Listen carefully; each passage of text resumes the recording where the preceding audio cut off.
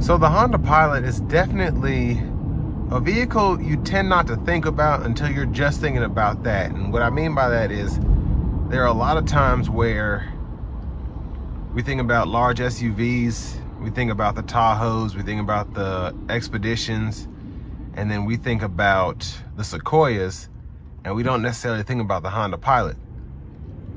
But for me, it's always been kind of in that spot by itself where if you're in the market for something a step below, like a Chevy Traverse or a Ford Explorer or a Toyota Highlander, you look at these pilots. But if you also are in the market for one of those larger SUVs, this is like almost there.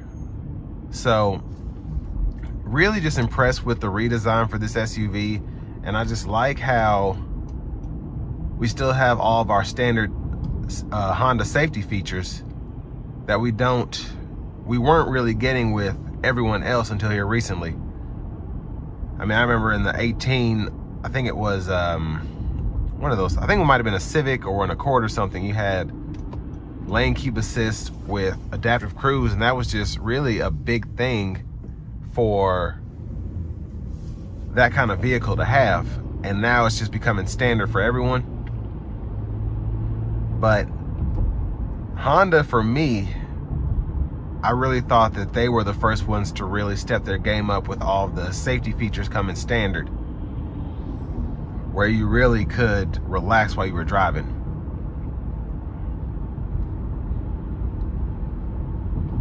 And we still have a V6 here. We do have a 10-speed automatic now in these newer Pilots.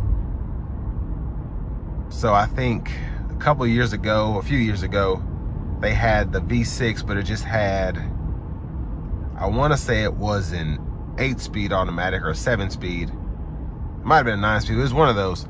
And that transmission was pretty good, but the 10-speed just gives you that much more flexibility, whether you're towing, hauling, or just riding on the interstate. But it also is really fun to use with the paddle shifters.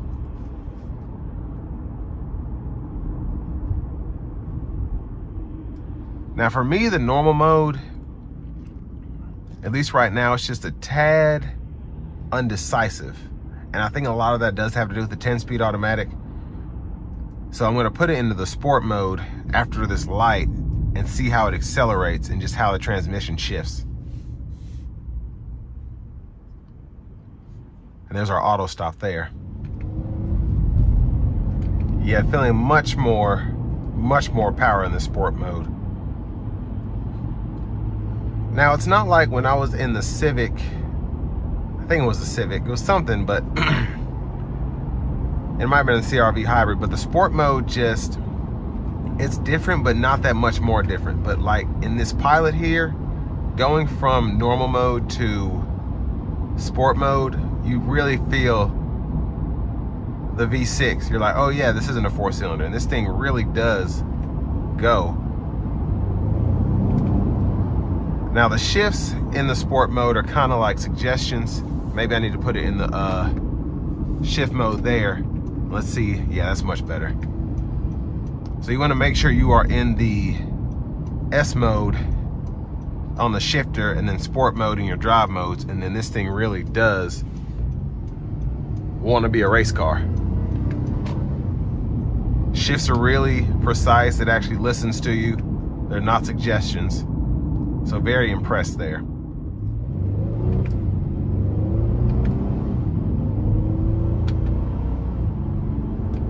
Yeah, the acceleration is actually really great because I'm only putting my foot down about a third, in between a third and halfway down.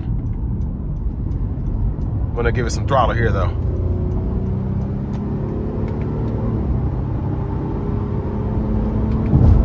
Yeah, just love how quickly it shifts. Absolutely great. I'm gonna put it back into drive mode here, put it into Econ, and then turn on the adaptive cruise.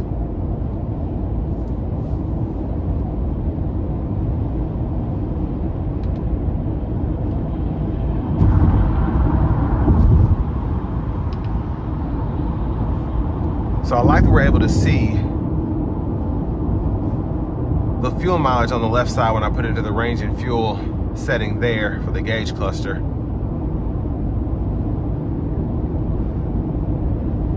And pretty good ride. It's a solid ride, let me say that.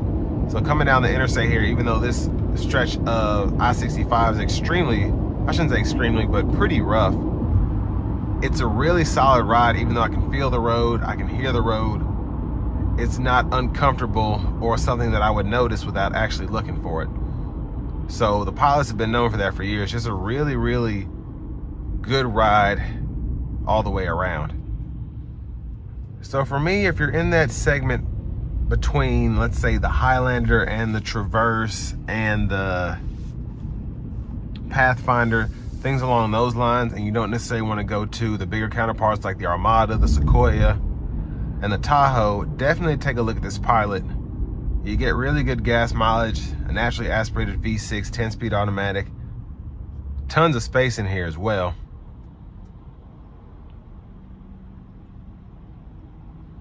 And then if you're wanting something that has that Honda reliability, you don't have to worry about a turbo, and you still have plenty of power, getting 285 horsepower out of this V6.